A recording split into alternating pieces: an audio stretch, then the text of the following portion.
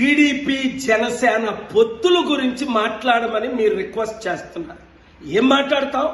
కొత్త సబ్జెక్టా ఇది?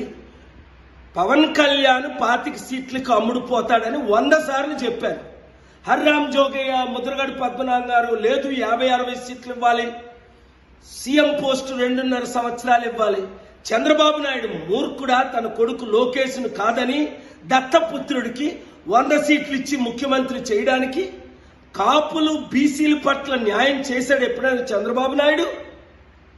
ఈరోజు 94 సీట్లు టీడీపీ ప్రకటించింది. బీసీలకేది ప్రథమ స్థానం ఉందా? 60% ఉన్న బీసీలకు కానీ 27% ఉన్న కాపులకు కానీ. అందుకే చిత్తశుద్ధి ఉన్న కాపులారా మనం 27% ఉన్నాం, బీసీలారా మనం 55% ఉన్నాం, బడుగు బలహీన వర్గాలారా మనం 90% ఉన్నాం.